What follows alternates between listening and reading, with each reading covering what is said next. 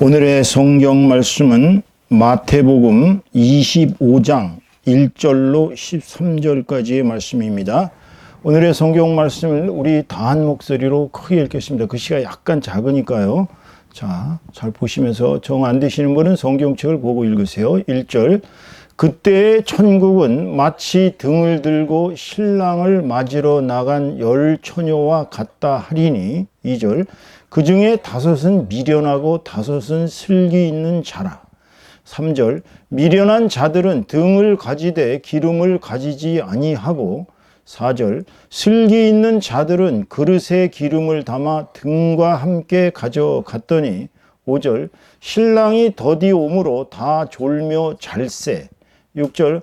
밤중에 소리가 나되 보라 신랑이로다 맞으러 나오라 하매. 7절. 이에 그 처녀들이 다 일어나 등을 준비할세. 8절. 미련한 자들이 슬기 있는 자들에게 이르되 우리 등불이 꺼져가니 너희 기름을 좀 나눠달라 하거늘. 9절. 슬기 있는 자들이 대답하여 이르되 우리와 너희가 쓰기에 다 부족할까 하노니 차라리 파는 자들에게 가서 너희 쓸 것을 사라 하니. 10절. 그들이 살아간 사이에 신랑이 오므로 준비하였던 자들은 함께 혼인잔치에 들어가고 문은 닫힌지라. 11절. 그 후에 남은 처녀들이 와서 이르되 주여 주여 우리에게 열어 주소서. 12절. 대답하여 이르되 진실로 너희에게 이르노니 내가 너희를 알지 못하노라 하였느니라. 13절. 그런즉 깨어 있으라. 너희는 그날과 그때를 알지 못하느니라. 아멘. 아멘. 오늘은 이 마태복음 25장 1절에서 13절까지의 말씀을 가지고 준비된 사명자의 삶을 살자라는 제목으로 하나님의 은혜를 함께 나누도록 하겠습니다. 사실 오늘 말씀은 열처녀의 비유라는 제목으로 많이들 알려져 있습니다. 그래서 주된 핵심은 주님이 오시기 전까지 계속 깨어서 기도하고 주님을 잘 기다려야 된다는 소리예요. 그러니까 여기서 이제 5명의 미련한 여인들과 5명의 슬기로운 여인들 사이에 긴장 관계가 조성되고 있습니다. 그러니까 5명은 늘 깨어서 기도하던 자들이고 5명은 언제 오실지 모르니까 그냥 세상적으로 그냥 편안하게 살던 사람들입니다. 그러다 갑자기 주님께서 오시니까 이제 그 미련한 처녀들이 이제 가서 되레 기름을 좀 나눠달라. 그러니까 슬기로운 처녀들이 못 나눠주겠다. 왜냐하면 우리마저도 부족하기 때문에 니들은 가서 사는 게 좋겠다. 그래서 기름을 사러 간 사이에 신랑이 한밤중에 갑자기 찾아왔고 그리하여 혼인잔치가 이루어지니까 5명은 신랑과 결혼을 했지만 나머지 5명들은 버림을 받았다. 그런데 가장 무서운 얘기가 이제 13절, 12절. 대답하여 이르되 진실로 너희에게 이르노니 내가 너희를 알지 못하노라 하였느니라. 그러니까 주님께서 재림하실 때 우리가 게으르고 주님의 명령을 듣지 않고 그렇게 평안하게 살다가 그냥 신앙생활이 엉망이 되면 내가 너희를 알지 못한다 그러신다. 그러니까 결론이 주님이 주신 말씀은 깨어 있으라. 깨어 있으라. 늘. 왜냐하면 너희는 그날과 그 때를 알지 못하느니라. 이 날과 이 때는 오직 하나님만 알고 계시다고 예수님께서 얘기하셨습니다. 오늘 이 본문 말씀을 조금 우리가 현실적으로 사명자들의 삶이라는 제목으로 해석을 해보면 매우 심각한 메시지가 우리에게 주어집니다. 첫째, 오늘날 크리스찬들은 사명자라는 개념을 잘못 이해하고 있어요. 그러니까 크리스찬들에게 10명 중에 10명에게 다 물어보면 대부분 9명은 사명자는 목회자, 목사, 뭐 이런 선교사 또는 중직자, 최소한도 장로, 안수 집사까지는 중직자들은 사명자고 나머지 성도들은 그저 주일날 예배만 열심히 참석하면 된다라고 생각을 합니다. 또 그렇게 가르치는 교회들도 있어요. 그게 나쁜 건 아니에요. 왜냐하면 그렇게 교회라도 나와야 그래도 말씀이라도 들을 거 아니에요. 일주일 내내 세상적으로 살다 일요일 날 골프 치러 가는 성도들이 그냥 골프 치고 갔다 와서 온라인으로 예배를 드리는 경우도 왕왕 있어요. 그러나 예배에 오는 사람은 그래도 훌륭한 사람입니다. 사실은. 그러니까 그렇게 얘기하셨는지도 모르겠어요. 그러나 우리는 사명자의 개념을 잘못 이해하고 있습니다. 오늘날은 가톨릭의 사제 중심설이 아니라 만인 사제설이 맞는 시대에 왔어요. 그러니까 가톨릭 시절에는 아시다시피 성경책이 없었습니다. 성도들이 성경책을 읽는다는 거는 그거는 꿈에도 그리지 못할 일이에요. 성경책이라는 건 당시에 생각해 보세요. 가죽 양피지에다가 일일이 필사를 했어야 됩니다.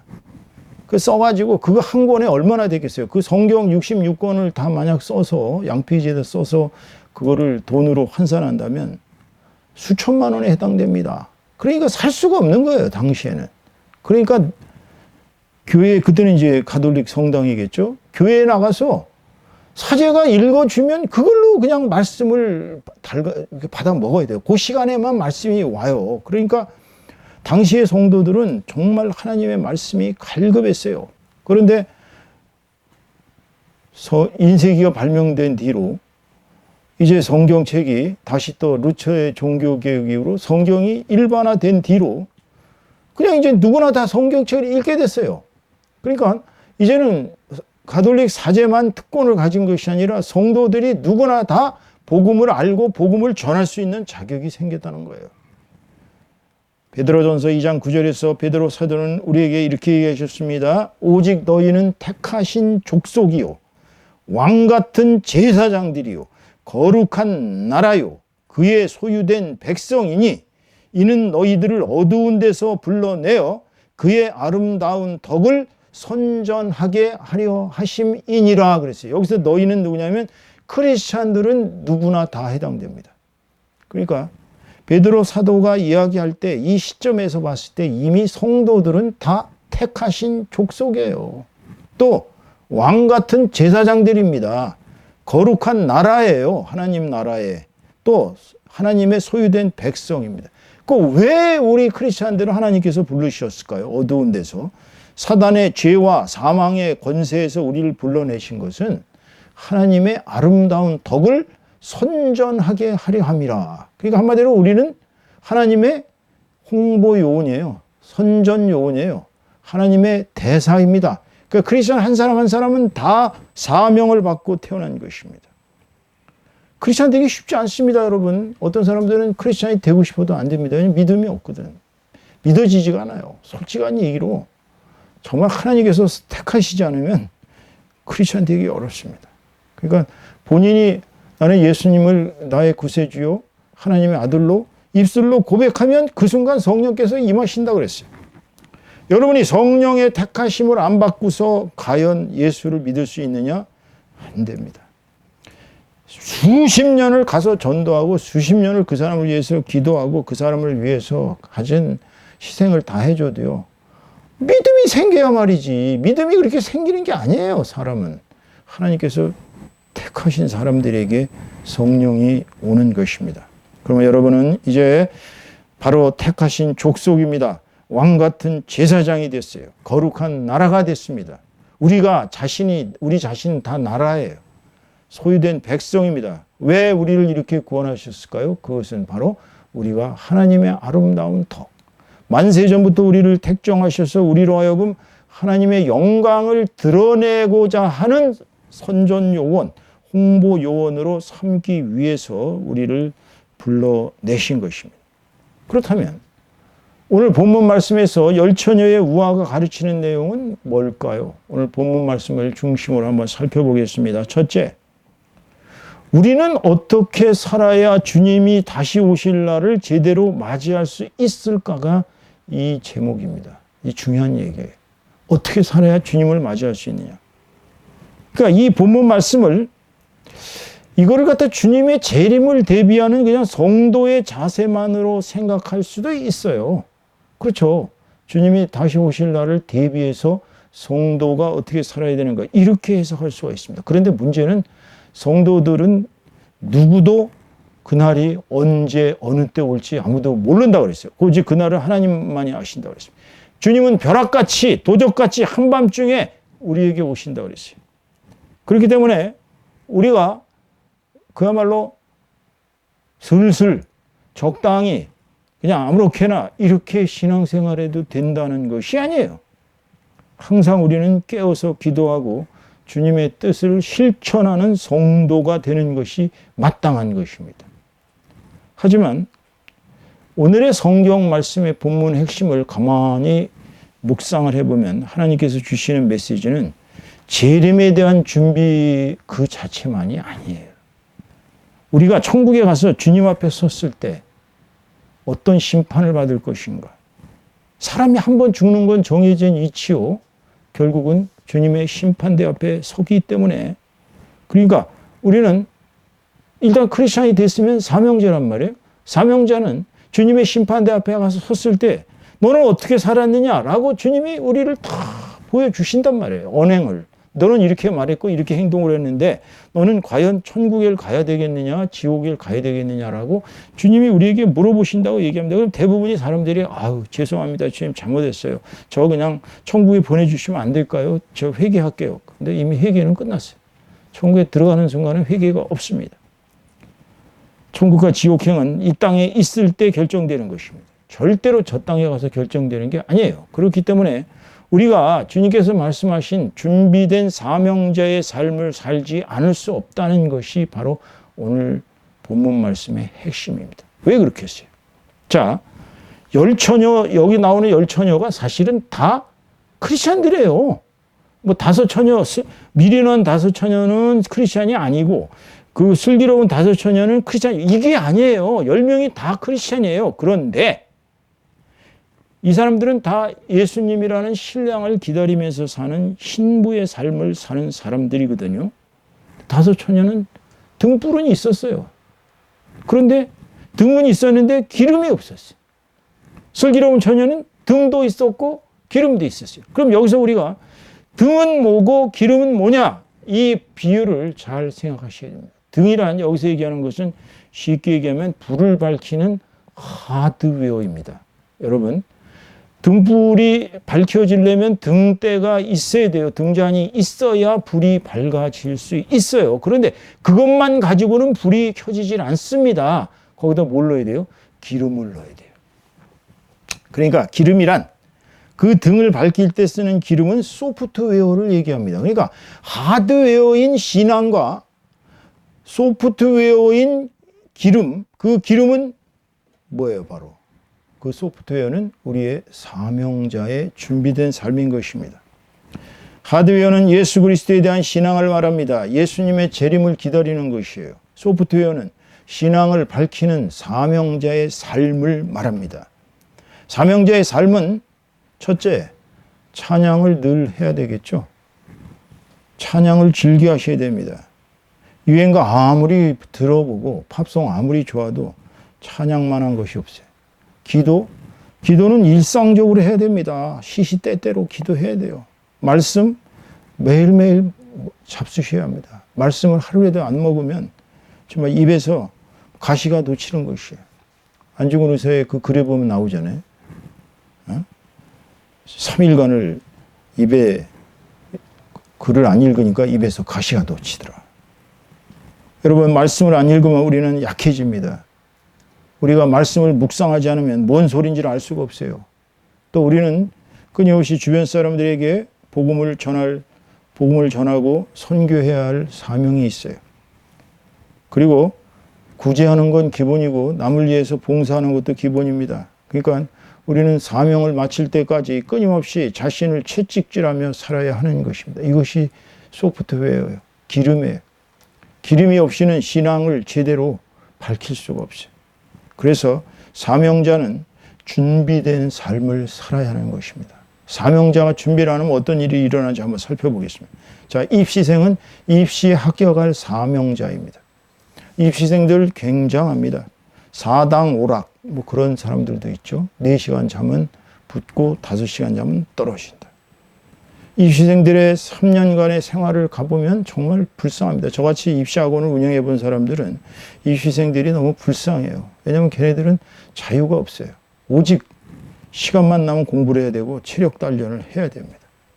그러니까 특히나 외국 유학 가는 애들 보면요, 언어의 장벽을 극복하기 위해서 가진 피땀을 다 흘립니다. 언어라는 게 그렇게 쉽게 정복되는 게 아니거든요. 그러니까 입시생들 보면 생활 자체가 거의 그냥 판박이, 그냥 똑같아, 일상. 그렇게 해야 돼요. 그렇게 하지 않고는 시험에서 보기 좋게 떨어집니다. 사업하는 사람들은 어떻습니까? 어떤 사업을 하기 위해서는 반드시 준비 작업을 거쳐야 됩니다. 시장 조사를 해야 되고요. 거기에 관한 모든 정보를 다 입수해야 합니다. 그리고 그 사업에 필요한 모든 인력과 재력과 모든 준비 작업을 다 거쳐야 돼요.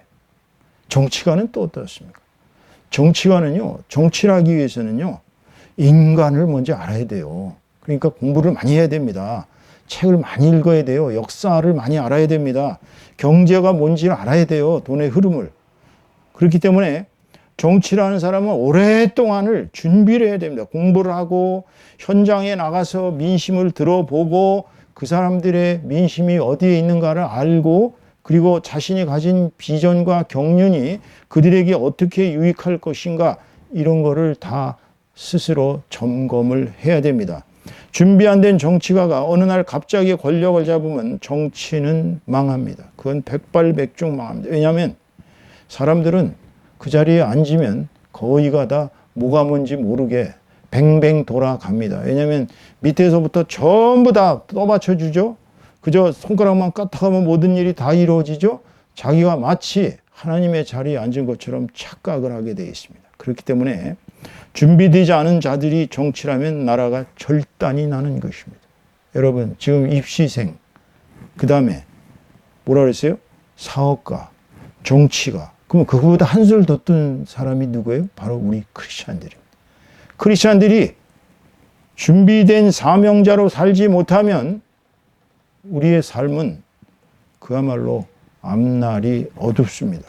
자, 사명자로 살기 위해서는 그럼 어떻게 해야 되는가 한번 살펴보겠습니다.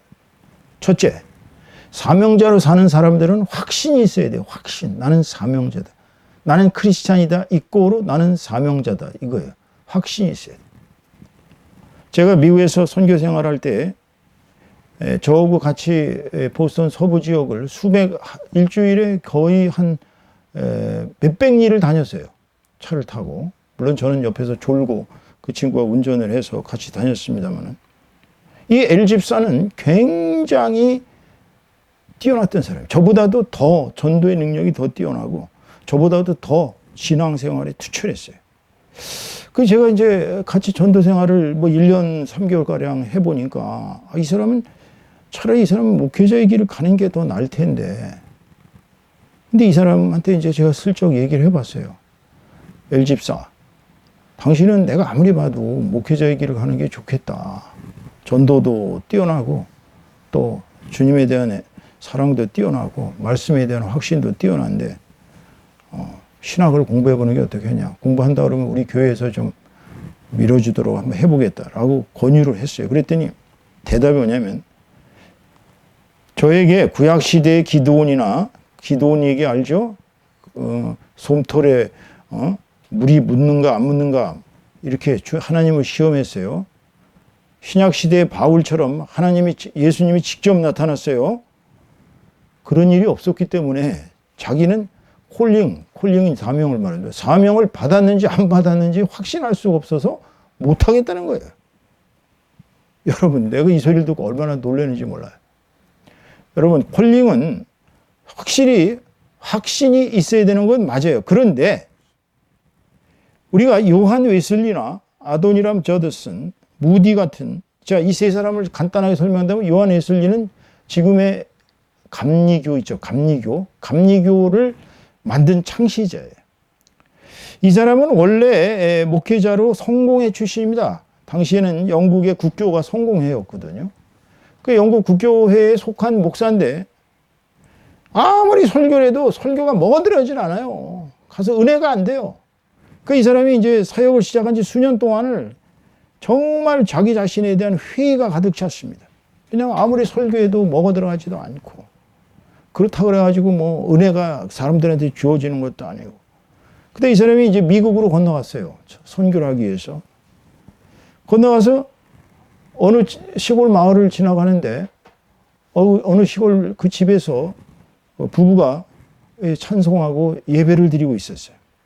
근데 거기서 나오는 이 찬양 소리를 쫙 듣는 순간 이 사람의 가슴이 막 뜨거워지는 거예요. 막 성령 체험을 한 것입니다. 그러면서부터 이 사람이 이제 확신이 생겼어요. 그래가지고 이제 영국으로 다시 돌아와서 일반 그냥 공원 같은 데서 사람들을 모아놓고 설교를 했는데 사람들이 백절치듯이 모이기 시작하는 거예요. 그리고 결국은 이 사람이 영국 국교회에서 이제 버림을 받았습니다. 영국 국교회에서 야, 너 그런 식으로 하지 마라. 길거리에서 설교하지 마. 안 돼! 하면서 막았어요. 그렇지만 이 사람을 사모하는 사람들이 막 몰려드니까 할 수 없이 영국 성공회하고 결별하고 감리교를 만든 거예요. 이 요한 웨슬리가. 이 사람도 처음에 확신이 없었어요. 콜링에 대한.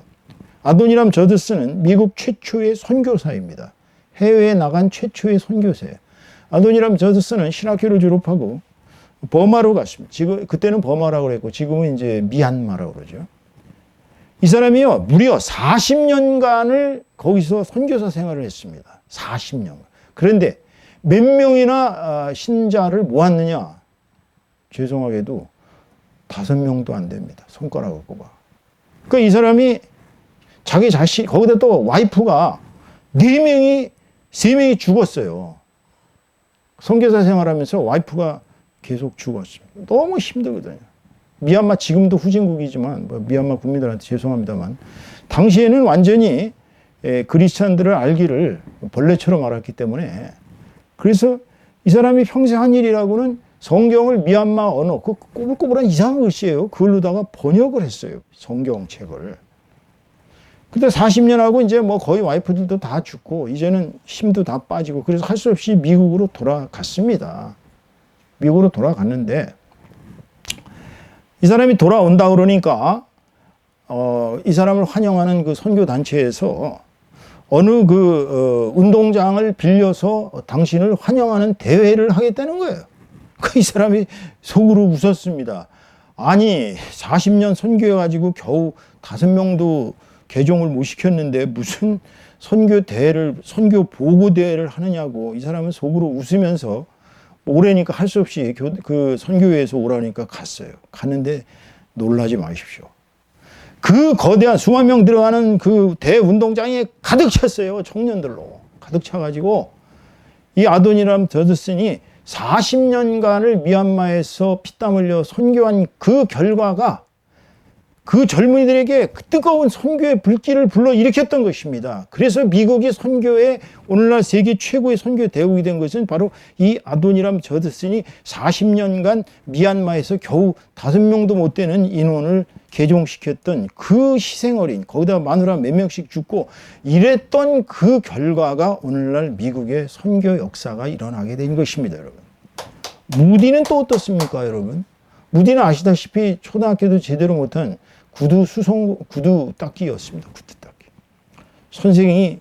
주일학교 선생이 무디를 데려다가 이제 성경 교육을 시키자. 무디는 이거 나 혼자 좋은 소리 들으면 안 되겠다 싶어갖고 자기 또래 애들을 전부 끌어다가 다 교회에다가 데려다 줬어요.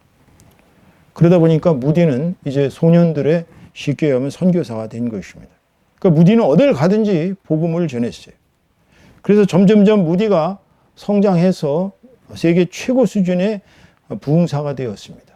여러분, 아주사 부흥이나 미국의 부흥의 역사를 보면 이 무디가 행한 일, 물론 무디 옆에 그 음악의 천재였던 싱이라는 그 선교사, 찬양가가 있었기 때문에 두 사람은 손을 잡고 미국을 부흥으로 이끌었습니다.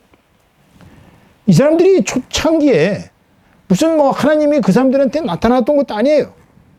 그렇다고 무슨 예수님께서 바울 사도처럼 다메섹 도상에 나타났던 것도 아닙니다. 근데 그 사람들은 사명자의 길을 갔거든요. 결국은 부르심을 받은 사람들은 그렇게 사명자의 길을 갈 수밖에 없어요. 저도 비슷한 예인데요. 제 얘기를 잠깐 드린다면 저는 사실은 나이가 49살 때까지 예수 그리스도를 철저히 부인하던 불신자입니다. 죽어도 예수님을 믿을 수가 없었어요. 어떻게 믿어요? 그런 저같이 철학을 공부한 사람이 성경책을 보면 이건 완전히 무슨 신화네, 신화. 거기다 또 이스라엘의 역사, 거기다 또 예수님은 그냥 인격적으로 훌륭한 사람, 이 정도였어요. 근데 제가 이제 결국은 세상적으로 살다가 다 폐출혈이 악화돼갖고 폐가 빵꾸가 나서 이제 다 죽어가다가 결국은 회개하고 완전히 생명을 다시 건졌단 말이에요. 저는 믿자마자, 예수님을 믿자마자 구원의 확신이 생기고, 구원의 확신이 생기자마자 전도를 해야 되겠다. 나를 구원하신 주님의 덕을 전도해야겠다. 그래서 시작을 첫날부터 전도를 시작했어요. 구원 받자마자 택시에 앉아갖고 택시 기사에게 복음을 전했습니다. 저는 미국에 있을 때 10년 동안을 얼마나 전도에 그 뜨거운 불이 붙었었냐면, 전도를 안 나가는 주가 거의 없었어요. 비가 오나 눈이 오나 전도지 수백 장씩 들고 애꿎은 우리 애들, 그 어린애들 와이프 다 들고 나가서, 데리고 나가서 거기서 그 추위 속에서, 보스턴이 굉장히 춥거든요, 겨울에. 전도를 했습니다. 그러니까 보스턴에서는 그 당시에 저를 모르는 사람이 없었어요, 거의 목회자들은. 왜냐하면 길거리 전도자로. 근데 저의 그 복음에 대한 뜨거운 열정은 이것도 사명자의 맡은 바 은혜예요, 은혜. 지금 생각해보면 아마 천국에 제가 가게 된다면 가서 저한테 복음을 받았던 사람들이, 당시 미국 사람들은요, 사실 우리나라 사람들보다 훨씬 더 순수합니다. 왜 순수한지 아세요? 복음 전도지 이렇게 A4 용지로 하나 이렇게 3절, 세 단계로 접어가지고 이렇게 하나 딱 줍니다. 주면서 하는 얘기는 별거 없어요. 눈 쳐다보면서 Jesus loves you 하고 눈 쳐다보는 게 전부예요. 그러면 눈 쳐다보면서 동시에 땡큐 그리고 받아갖고 주머니에 넣는 사람이 있고, 그 다음에 all set 하고 안 받는 사람이 있어요. all set은 뭐냐면 됐어! 우리나라 소리로 그거예요. 그래가지고 예를 들어 100장을 갖고 나갔다 200장을 갖고 나갔다 다 결국은 뿌리고 돌아옵니다. 근데 그게 수만 명한테 복음을 전하게 됐죠. 10년을 넘도록. 그런데 제가 미국에 있으면서 놀란 사실은 미국 사람들은 영혼이 굉장히 갈급해 있어요. 제가 처음에 하버드 대학 의대에 전도를 나갈 때, 와이프하고 전도 나갈 때 처음에 저는 절대로 이 사람들이 안 받을 줄 알았어요. 그렇게 세계적인 하버드 의대생들이 전도지를 받겠냐. 물론 다 영어로 쓴 것입니다만, 놀랍게도 200장 뿌리는데 30분도 안 돼갖고 다 뿌렸어요. 다 받아요, 다. 그러니까 그런 걸 보고서 제가, 미국 사람들이 복음의 불길이 아직도 열정이 있구나. 여러분은 다 크리스찬입니다. 크리스찬은 하나님께 콜링을 받은 거예요. 여러분이 하나님의 백성이고 자녀로서 그분이 여러분을 어둠에서 빛으로 이끌으셨습니다. 죄에서 의로 이끄셨어요. 멸망에서 구원으로 이끄셨어요. 그 아름다운 덕을 여러분은 찬양할 의무가 있습니다. 그러니까 음악에 능력 있는 사람은 찬양 인도자라면 좋죠. CCM 가수라면 좋습니다. 또는 저같이 전도의 불이 뜨거운 사람은 전도를 하는 게 좋습니다. 선교사님들 몽골 저 아프리카 초지에 가서 선교하시는 분들 보면요, 정말 대단해요. 이름도 없고 빛도 없고 아무것도 보상도 없습니다. 그래도 그 사람들은 주님을 위해서 아프리카 오지에 가서 선교를 합니다. 교회에서도 마찬가지예요. 주님을 위해서 자기 몸으로, 육신으로, 물질로, 시간으로 헌신하는 사람, 그게 사명자예요. 또 주님의 가르침과 계명을 따라서 이웃을 위해 봉사하고 구제하는 삶을 사는 사람, 이런 분들이 사명자인 것입니다, 여러분. 두 번째로는 준비된 사명자의 길로 가려면 내가 어떤 사명을 받았는지를 확실히 알아야 합니다. 내가 어떤 사명을 받았는가. 제가 처음에 이제 그 보스턴에 있는 교회에 제가 이제 전도사로 시무를 시작하기 전에 그 담임 목사님이 저한테, 우리 교회 오면 뭐를 하고 싶으세요? 전도사님은. 그래요. 그래서 제가 눈치를 볼 수밖에 없었죠. 그래서 그냥 영어 강의를 하면 어떻겠습니까? 그랬더니 비웃어요. 여기 미국에서는 다 하버드 MIT를 나오고 그러기 때문에 영어 가르친다고 그러면 콧방귀도 안 낀다고, 먹어 들어가지 않아요. 솔직히 얘기해보라. 뭘 하고 싶냐. 그래. 사실은 저는 이 가가하고 다니면서 전도를 하고 싶었거든요. 그래서 사실 저는 가가하고 다니면서 전도를 하고 싶습니다. 그래. 그러니까 목사님이 사실은 자기가 1년간을 기도했는데 바로 너를 하나님께서 보내셨다는 거예요. 그래서 그때부터 이제 전도자로서 가가호 방문을 시작했는데, 이 하고 싶은 일이 뭔가, 그게 사명자의 길일 수도 있어요. 어느 집사님이 한 분 계셨는데요. 어느 교회에. 이 집사님은 목소리가 약간 좀 허스키했습니다. 좀 탁했어요. 근데 이분은 이상하게도 그 찬양대만 보면 부럽게 짝이 없는 거예요. 나도 좀 찬양하면서 살고 싶다. 근데 목소리가 그러니까 찬양대에서 뽑아줄 리가 없잖아요. 그래서 이분은 용감하게 1년간을 기도했습니다. 하나님께, 하나님, 제 목소리를 바꿔주셔서 찬양대에 서게 해주세요. 저는 찬양하는 비전을 갖고 있습니다. 하나님을 아름답게 찬양하고 있습니다. 계속 1년을 기도했더니 하나님께서 그분의 음성을 바꿔주셔서, 하나님 못하시는 게 없거든요. 그래서 결국 이분은 아름다운 목소리를 내고 결국은 찬양대원이 되었습니다. 간절히 하고 싶은 일이 사명일 수 있어요, 여러분. 두 번째로, 남들이 보면 이렇게, 당신은 이거 하면 좋겠다. 보여요. 우리 교회에 이제 집사님 한 분이 있는데, 그 집사님을 제가 이렇게 보면 저보다 훨씬 더 목회자의 자질이 많아. 왜냐하면 남을 섬길 줄 알아. 솔직히 저는 남 섬기는데 자신이 없는데 정말 잘 섬겨요. 그래서 한편으로는 저런 사람은 교회에서 정말 큰일을 하겠다. 이렇게 보이는, 남들이 볼 때 칭찬해 주거나 지적해 주는 그 일이 그분의 사명일 수 있어요. 남들이, 또 제가 예를 하나 들어드릴게요. 저희 교회에 이제 젊은 전도사님이 한 분 계셨는데, 이 전도사님은 사실 세계적인 그 금융회사에 다니고 있었습니다. 골드만삭스라고. 돈 잘 벌었죠. 1년에 몇백만 달러씩 벌었어요. 그런데 그 교회에 부목사님이 이 청년에게, 당신은 아무리 봐도 하나님의 길을 가야 되겠는데, 목회를 해야 될 것 같은데, 그러면서 얘기를 한 거예요. 그러니까 이 친구가, 나는 이렇게 잘 먹고 잘 사는데, 돈 잘 벌어서 교회에 헌금 잘하고, 기도를 해볼게요. 그래서 기도를 한참 해왔는데, 결국은 콜링을 받았어요. 이렇게 남들이, 당신이 이걸 하면 좋겠다. 그게 사명이 될 수 있습니다. 세 번째로는, 목회자가 권할 경우, 목회자는 냉정합니다. 사실 성도들이 이렇게 같이 지내보면요, 저 성도는 아무리 해도 이 신앙을 주기가 어렵구나, 그런 성도가 있어요. 정말 뺀질거리는 성도들 많거든요. 근데 목회자가 봤을 때, 당신은 목회의 길을 가면 좋겠다. 그 유명한 우리 조정민 목사라고 베이시교회, 그분 같은 경우는 사실 어머니가 무당이었대요.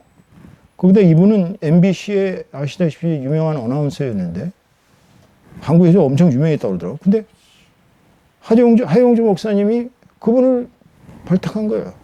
당신은 목회자가 되어야 되겠다고. 그래서 이분은 보스턴에 오실 때 하용주 목사님이 50만 달러를 교회 개척하라고 줬어요. 그래서 보스턴 온누리 교회가 생겼습니다. 그 보스턴 온누리 교회는 엄청 부흥했죠.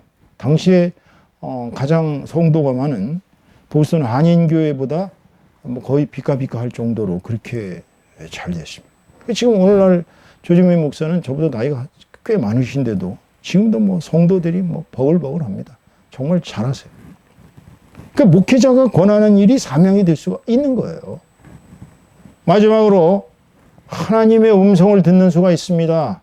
하나님께서는요, 필요한 사람은 음성으로 들려주셔요. 저도 하나님의 음성을 몇 번 들었는데요, 하나님께서 음성을 주시면 꼼짝없이 행해야 합니다. 하나님의 음성대로 가야 됩니다. 그 사명자가 무엇을 해야 되느냐라는 것이 지금 말씀드린 대로 자신이 간절히 하고 싶은 일이 사명이 될 수 있고, 남들이 칭찬해 주거나 격려해 주는 일, 또는 목회자가 권하는 일, 마지막으로 하나님의 음성을 듣는 일이 사명인 것입니다. 세 번째로, 준비된 사명자는 어떤 삶을 살아야 되느냐? 생활 문제를 하나님께 맡길 결단이 필요해요. 주님께서는 마태복음 6장 33절에 너희는 먼저 그의 나라와 의를 구하라. 그리하면 이 모든 것을 너희에게 더하시리라 라고 약속하셨어요. 이 세상 사람들은 전부가 거의 99%가 먹고 사는 문제가 가장 우선입니다. 아, 내가 굶어 죽는데 무슨 주님의 일을 하냐, 이렇게 생각합니다. 대부분이. 근데 거꾸로 뒤집어 놓고 생각을 해보세요. 주님의 일을 하면 먹고 사는 문제는 걱정이 없어요. 그것이 주님께서 우리에게 약속하신 거예요.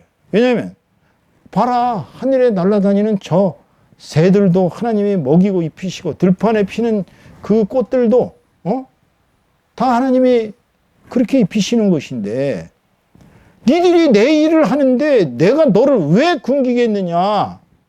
주님은 사실 그러세요. 제가 보스턴에서 10년 사역할 동안 뭐 책으로 쓴다면 여러 권이 나오겠죠. 뭐 말도 안 되는 일이 많이 일어났어요. 그런데 정말로 하나님의 일을 열심히 하는 사람은 하나님께서 다 먹여 살립니다. 그런데 우리는 그거를 자신을 못하는 거예요. 내가 하나님의 일을 하다가 굶어 죽는 거 아닌가. 그러니까 사람들은 다 주님의 일을 하기보다는 자기 밥벌이에 치중합니다. 그래서 사명자는 매일매일 하나님의 일을 부지런히 준비하는 것이 중요합니다. 여러분이 성령 충만해지려면 바로 여러분이 시간과 정력과 물질을 과감하게 떼내야 돼요. 사실 자기 희생이 없이는 이루어지는 게 없는 거예요. 공부를 열심히 하는 것은 시간을 바치는 겁니다. 운동을 열심히 하는 것은 자기의 체력을 바치는 거예요. 여러분이 교회를 위해서 열심히 헌신했는데 하나님께서 모른 척 하실 리가 없습니다. 그러니까 사람들은 다 먹고 사는 문제로 인해서 결단하지 못하고 사명자의 길을 포기하는 경우가 너무나 많아요. 그것은 곧 주님의 십자가를 포기하는 겁니다.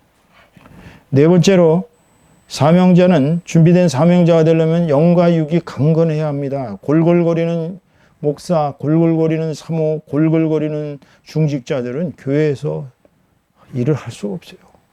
항상 그 사람을 보면 활력이 넘치는 삶을 살아야 되는데, 아니 맨날 아파요, 맨날 골병 들어 있어요, 맨날 병원이지, 뭐 언제 하나님의 일을 하겠어요. 그래서 영과 육이 강건하시고 늘 육체를 단련해야 됩니다. 사명자는 강건한 삶을 살아야 됩니다. 매일매일 영적으로 주님 앞에 무릎 꿇고 기도하는 사람은 영적으로 강건해집니다. 육체적으로는 매일매일 적당히 운동을 해서 걷기 운동을 하든 아령 운동을 하든 운동을 해야 됩니다. 주어진 시간 관리를 잘해야 돼요. 다섯 번째로, 준비된 사명자는 평생 한눈 팔지 말아야 합니다. 평생 사명자는 주님의 길만 갈 생각으로 살아가야 돼요. 주님께서는 우리에게 생명의 면류관이라는 가장 귀한, 이 세상에서 이 생명의 면류관보다 더 귀한 게 뭐가 있을지 한번 상상을 해보세요. 내가 복권에 100억 당첨됐다? 여러분, 그게 귀중합니까? 아니면 내가 죽고 나서 영원한 생명의 면류관이 중요합니까? 아, 죽고 나서 100억이 뭔 소용이 있어요. 그 100억은 나에게 아무 소용도 없어요. 내 가족들이 물론 먹고 사는 데는 도움이 되겠지만 나를 위해서는 주님이 주시는 생명의 면류관이 가장 소중한 것입니다. 그러기 위해서는 죄 짓지 말고 죄를 졌더라도 회개하는 삶을 살아야 됩니다. 에스겔서 33장 18절에서 19절 말씀 보면, 만일 의인이 돌이켜 그 의에서 떠나 죄악을 지으면 그가 그 가운데서 죽을 것이고, 의인도 죄 지으면 죽는다고 그러셨어요. 만일 악인이 돌이켜 그 악에서 떠나 법과 의대로 행하면 그가 그로 인하여 살리라. 설령 과거의 죄인이었다 하더라도 악을 떠나서 법과 의대로 살면 산다고 그랬어요. 빌립보서 3장 14절에 보면 이렇게 말씀하고 있습니다. 표대를 향하여 그리스도 예수 안에서 하나님이 위에서 부르신 부름의 상을 위하여 달려가노라. 그러니까 바울 사도의 평생의 목표는 생명의 면류관이에요. 주님의 부활의 권능에 참여해서 그 생명의 면류관을 받기 위해서 오직 그 목표를 향해서 살아간 것입니다. 그렇기 때문에 우리가 성령의 강력한 임재 속에서 살아가기 위해서는 육신의 정욕과 안목의 정욕과 이생의 자랑을 제어할 수 있는 강력한 성령을 우리가 늘 임재하도록 찬양, 기도, 말씀, 묵상, 하나님의 일에 힘써야 하는 것입니다. 이 땅에서의 삶은 결국 천국 들어갈 준비하는 삶이에요. 머나먼 성화의 과정입니다. 오늘부터 시작해서 우리가 꼴깍하고 숨이 떨어지는 그 순간까지 저희 교회에서 이제 중보기도하는 네 분의 노인네들인데 90살 90 몇 살 이런 노인네들인데 그분들은 지금 요양원에서 신선한 삶을 살고 계셔요. 그중에는 신앙을 버린 분도 있어요. 자식 새끼들이 버렸다고 생각하고 신앙마저 약해졌습니다. 그런데 사실 생각을 해보세요. 언젠가는 다 가게 돼 있어요. 언젠가는 요양원에 가게 돼 있어요. 우리가 자식들한테 우리 다 봉양해달라. 그거는 욕심입니다. 그러면 어떻게 생각하면 그 속에서 매일 찬양하고 기도하고 말씀 읽고 아픈 가운데서도 주에게 기도하면서 성화된 길을 회개하면서 성화된 길을 가야 천국에 들어갈 거 아니에요. 그래서 이 길에서 우리가 벗어나면 우리의 육체는 결국 불타는 유황불못에 던져질 운명을 맞이하는 것이 명백합니다. 오늘 설교의 결론을 맺습니다. 준비된 자만이 사명자의 길을 갈 수 있어요. 준비된 길을 걸으셔야 합니다. 이 길을 걸으려면 때로는 고난을 당합니다. 역경을 당합니다. 가난에 시달릴 수 있어요. 시련당할 수 있어요. 배신당할 수 있어요. 좌절할 수 있어요. 한숨과 눈물과 슬픔과 외로움 속에서 고통당할 수 있어요. 때로는 사명자의 길을 벗어나고 싶다라는 강한 유혹을 느낄 수 있습니다. 그런데 그렇게 하지 마십시오. 사단이 주는 괴계입니다. 하지만 하나님께서는 만세전부터 우리를 택정하셨다는 것. 이건 대단한 은혜예요. 하나님을 믿는다는 것은요. 정말 영광 중에 영광입니다. 왜냐하면 아까 얘기했잖아요. 왕 같은 제사장이 되고 우리는 택하신 족속이 됐고 하나님의 아들과 딸로서 우리는 영원한 생명의 면류관을 받을 자격이 생겼는데 아니 이거보다 더 영광스러운 길이 어디 있어요. 그렇기 때문에 우리는 사명자의 길을 포기해서는 안 됩니다.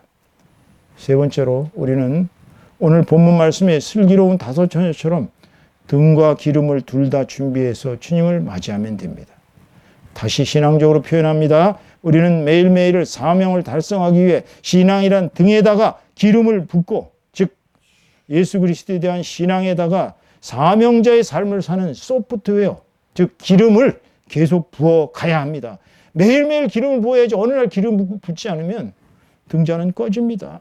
그래서 우리는 주님을 만날 때까지 결국은 만나게 돼 있습니다. 우리의 사명을 확신하고 우리의 사명이 뭔가를 잘 파악해서 매일매일 사명자의 길을 가는 대로 우리의 삶이 영육 강건하고 또한 오직 한눈 팔지 말고 오직 주님께서 우리를 준비하신 생명의 면류관 그 목표 나는 영원한 생명의 면류관을 받을 때까지 나를 괴롭히는 사단과 강력히 싸우면서 거룩한 사명자의 길을 가야 할 것입니다. 저 여러분 우리의 인생의 목표는 정해져 있습니다. 영원한 생명의 면류관을 받기 위한 사명자의 길을 가야 합니다. 사명자의 길을 갈 때 사단이 우리를 엄청 괴롭히고 우리를 우는 사자처럼 늘 우리를 거꾸로 트리기 위해서 온갖 노력을 다 경주한다는 사실을 잊지 마시기 바랍니다. 그렇기 때문에 우리는 늘 깨어 기도하면서 사명자로서 거룩한 삶을 사는 저와 여러분 다 되시기를 우리 주 예수 그리스도의 이름으로 축원드립니다. 기도하시겠습니다. 주님 감사합니다.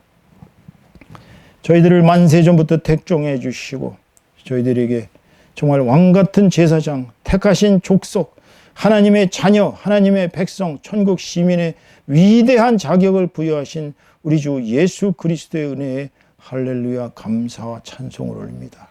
저희들이 신앙은 있으나 어리석은 저 처녀들처럼 살지 않게 하시고 슬기로운 처녀들처럼 우리의 등잔에 기름을 매일 붓는 사명자의 준비된 삶을 사는 저희들 다 될 수 있도록 인도하여 주시옵소서. 그리하여 이 땅에서의 모든 고난을 이겨내고 궁극의 생명의 면류관을 받고 주님과 함께 영원한 삶을 누리는 저희들 다 될 수 있도록 축복하여 주시옵소서.